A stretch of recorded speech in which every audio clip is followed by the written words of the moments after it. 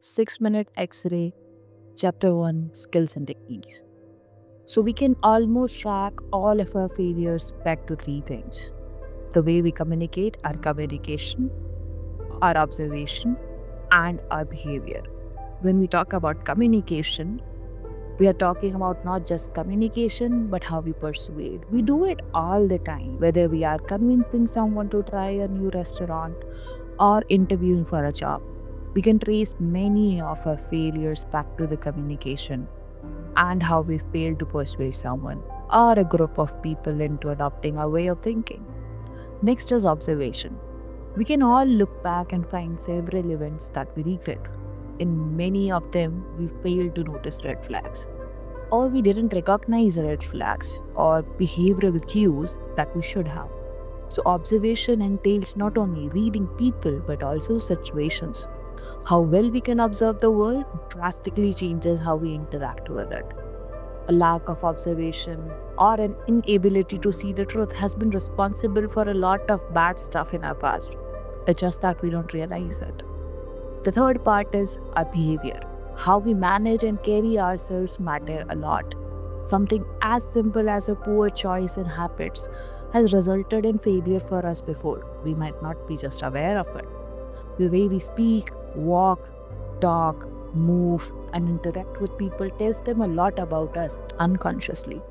Sometimes, even with our best intentions, we fail to get the outcome we want, not knowing the whole time that someone might have a gut feeling about that, which sets the stage for failure from the beginning. The last part is mastery. So, mastery over a topic is something that's easy to gain if you put in the work. And in my estimation, there are 4 levels of mastery. There is level 4, that is surgeon.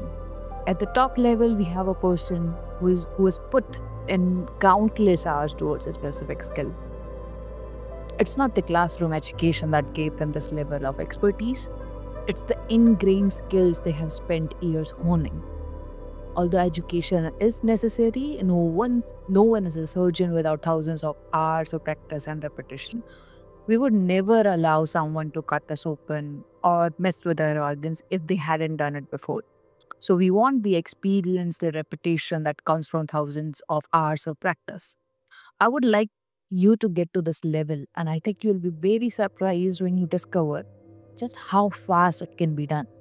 It may have taken me 22 years to develop 6-minute X-ray system, but I've done it in a way that makes it easy to learn and even easier to adapt into a skill. The skill part is on you, however. I'm the college that educated you and gave you the degree. The practice is up to you. I wish I could be there right now with you to walk through the steps, but I have faith that once you see how powerful this is, you'll be as addicted as I was. My job is to show you how powerful this is and get you just addicted enough to keep going in daily practice and become a behavioral surgeon. The level 3 is that of a nurse. The nurse has put in hours of practice, but she can still never accomplish what the surgeon is capable of. The nurse has put in the work for the education and is able to perform some complex tasks and diagnosis with a skill. The nurse knows a lot about medicine and still knows enough to be dangerous, but doesn't see the world like a surgeon does. The level 2 is paramedic. The paramedic went through an education that allows them to use a variety of limited skills. It's easier to get to this level and doesn't take that long relative to others. The level 1 and the bottom of it is Grey's Anatomy guy. In level 1, we have the person who has watched a few seasons of Grey Anatomy and thinks they are the surgeon level. This is called Dunning-Kruger effect.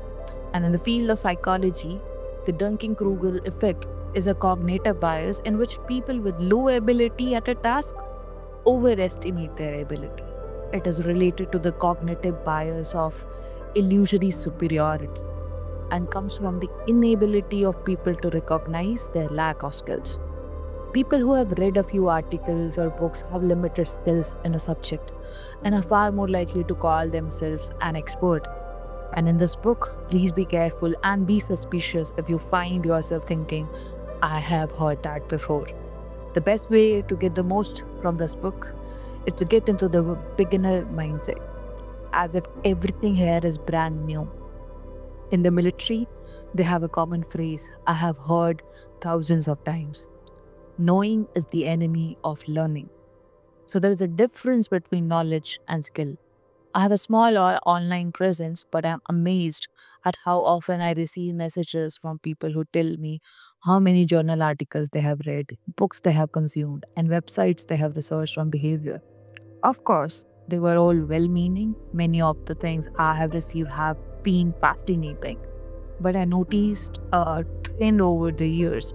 People get addicted to information, to knowledge.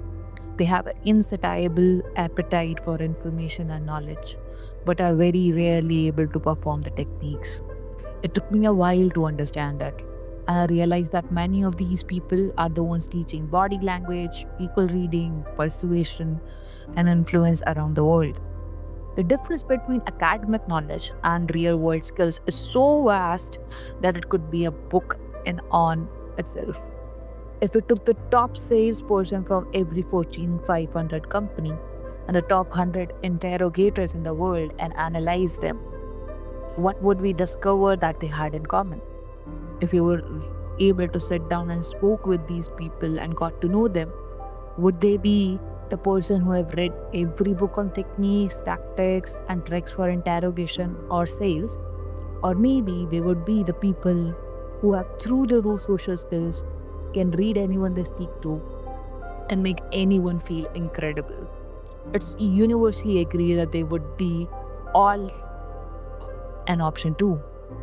Skills beat information, and that's what 6 Minute X-Ray is all about. This book will present you with a lot of information and skills. It will seem overwhelming at first, but stay till the end. I'm going to show you how to learn this one step at a time in a way that won't overwhelm you. In fact, the method I will show you at the end of this book takes about 2 minutes and can fit on a post-it note. All of these skills will culminate into one behavioral profiling tool called the Behavioral Compass, allowing you to develop a behavioral profile beyond what 99% of psychologists are capable of seeing in less than 6 minutes. You'll know about someone's behavior and fears than their own family and friends too. I promise you that. Next, there is two-third rule. So body language trainers around the world enjoy citing a study published in 1970 by Albert Merhabian. His study suggests that 93% of interpersonal communication is nonverbal, and that the words we use are only 7% of what's going on in a conversation. It's a body language myth, as Bowden calls it. If you're face to face with someone, they don't speak your language, chances are you won't be able to non-verbally communicate anything of substance. This number of 93% might be a little high. Here is the interesting part. The same university that published the study doesn't teach nonverbal communication to anyone. If you obtain a PhD from UCLA, you will average only a few minutes learning about the importance of nonverbal communication. This isn't that UCLA is a bad college. In fact, all universities have about the same amount of training for psychologists in nonverbal communication. If nonverbal communication is 93% of communication, and all psychological therapy is communication, why do we spend less than 0.003% of the time training people in what is so critically important? Well, we may never know. Let's conservatively estimate that two-thirds of the communication is what's being said. If the study shows us anything, it shows us that nonverbal communication is massively important. Regardless of what precise number we assign it, it's more than half for sure. For simplicity's sake, we'll simply use the two-third rule for this. So somewhere around 66% of communication with people is nonverbal. But why? Well, the secret lies in the human brain. In the grand scheme of our species' time on Earth, we only began talking to each other a few minutes ago. For millions of years, if not more, we didn't have language at all. our ability to communicate with each other was non-verbal, the same way dogs communicate. Not only did language evolve over time, so did our brains. Our brains evolved in three fundamental parts: the reptilian brain, which was the first to form in our heads. It's also called the basal ganglia or brainstem. Its functions are instinctive responses, impulses, and physical sensations. It's basically what's in a snake's head, primitive and hell bent on survival. The next phase of our development was the mammalian brain. This is where we store implicit memory, emotional experiences, feelings, and desires. This part of brain is right between our ears. For 100 millions of years or so, this part of our brain has been communicating non-verbally. It predates language by a long shot. The mammalian brain is the reason we make most of our decisions in life. The mammalian brain reads the behaviors of people. For millennia, this part of our brain has passed down non-verbal communication techniques to the next generation. We can actually pass down genetic memories, and non-verbal communication is one of the pieces of the software that comes pre-installed in all of us. So this is also the reason we are born with certain non-verbal communication skills. For instance, facial expressions are pre-installed. Along with hundreds of other gestures and behaviors our ancestors used to communicate with each other before we invented language. Baby smile, cry, frown, all because our ancestors gave us these behaviors. So let's examine a quick example of this brain interaction. Think back to the last time you met someone and everything went well. Their behavior was great, they were well spoken and seemed quite pleasant, but something didn't feel right, or something about the conversation didn't add up and you couldn't put a finger on it. It was just a gut feeling. This happened for a few reasons. First, the mammalian brain can't speak English. Actually, it can't speak any language at all. The mammalian brain deals in behavior and emotions, but it's also the part of our brain that reads other people. So using the accumulation of millions of years of training, this part of your brain is scanning other people all the time, in every conversation you have. But the trouble is, the mammalian brain can't communicate what it's actually seeing. It can't tell you what it really saw.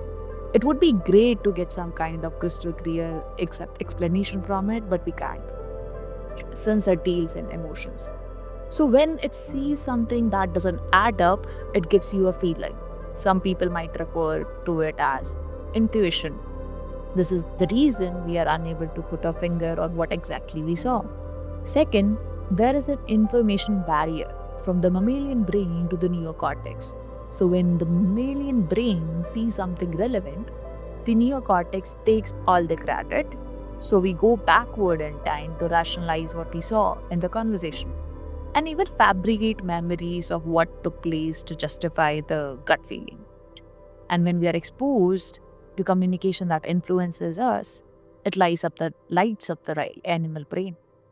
It creates an emotional drives to action that flow upward to the neocortex. That's when all of us as humans reverse rationalize the decision and convince ourselves that it was based on logic, fact, and cold hard science. For example, when we go buy a product, tell ourselves we are not manipulated by commercials we saw, ads, or maybe what other people would say. We think we did a lot of research and continue to rationalize the decision in our neocortex that in all reality was actually made by mammalian brain in response to something that provoked a desire to buy the product in the first place. So think of good communication as a tool that breaks through the wall between the neocortex and the mammalian brain. It creates desires, action, impulse, and emotion. The neocortex is what makes us human. This intellectual and executive functioning part of the brain is pretty young compared to the other two parts of our brain. And this is where we process logic, creativity, questions, art, music, and even ponder why we exist in the first place. We read behavior using our genetically inherited skills, and the 6-minute process is so effective because it capitalizes on identifying behaviors that are not only unconscious but are deeply programmed in our brain. So we are learning to see with the human part of our brain to bring what's hiding behind the mask into the light. For years now, an article has been circulating the internet suggesting that people's attention span over time has been shrinking. People might assume that since we are increasingly inundated with marketing, pop-ups, ads, flashy videos, and non-stop notification, our attention span is getting shorter. But this isn't the case. Our attention spans aren't shrinking, they're evolving over time. While we do get flooded with attention-grabbing material throughout our day, we don't lose attention span. Our brain simply learns what to focus on. It has the appearance of attention deficit, but it is not. It is an interest deficit. I'm not saying the clinical diagnosis of ADD is not non-existence, that's something else. You might struggle to concentrate during a horribly tedious college lecture, but the capacity to binge watch 3 seasons of Games of Thrones is completely within you. Our brains are getting better at rapidly identifying something that is interesting or important. Our brains are highly adaptive. They memorize patterns to instantly recognize when something is relevant or interesting. With this new skill that our electronics have given us, we have become selective, even in conversations. So scrolling through social media and having the ability to flick away a video the moment it becomes uninteresting has resulted in the development of a hyper-screening brain. So when you are in conversations, you are competing with clickbait, cat videos, and whatever porn that person watches for attention. This is one single phrase I have every student write in their notebooks in my live courses. Focus is currency. I'll repeat that. Focus is currency. In sales, dating, interrogation, or whatever scenario you would like, people tend to wait until the end of interaction to discover the other person has objections. Interrogation sometimes lasts countless hours before an officer must face the reality that he is not going to get a confession. A sales professional may spend several hours talking with a customer only to find out at the end that the customer is a no. This was one of the problems I spent years addressing. The 6-minute process will show you exactly how you can spot all of these objections as they happen in real time. This will allow you to not only spot the objection, but to deal with it in the moment that it occurs. You'll also be able to see every hidden, concealed, and repressed disagreement your customer is experiencing, even if they aren't fully aware of it. But it's not only negative behaviors you'll learn to spot. As you interact with people, you're going to notice every single instance they feel happy about something. You'll know immediately whether they're excited about a topic or interested in something that you actually mentioned. This is a valuable insight as to what they will respond to later on in the conversation. I'll show you how to build the behavioral profile in less than a 6 minute. And it's a skill you can use in every conversation you have for the rest of your life. And no one will know. Next, the word decision. So why do homicide, pesticide, and decide end in the same letters? The suffix of the decide is CIDE, which means to kill or cut off in Latin. The prefix D means off. So when we encourage people to make decisions, we are making them cut off the option to do anything else. The more you see in behavior, the better positioned you will be to make this happen, to help others cut off from all the other choices. Summary. Human behavior matters a lot more than what most people realize. In every decision and interaction, behavior takes the reins, mostly in the background and without our awareness. So much of what influences us arrives through a non-verbal channel and secretly determines how we behave. As our brains evolved, we became human, but there's still a wild animal in there that calls the shots when it counts. When we can read the behavior with clarity, the whole world changes. We know more about an interaction than anyone we know, and we can practically see the future based on someone's reaction. In the next chapter, you're going to be shown the exact way that a true behavioral profiler sees the world around them, and exactly how it can literally change your life overnight. The 4 laws of behavior and the 4 ways of seeing people in the next chapter are what makes all the difference in reading people. So start with those.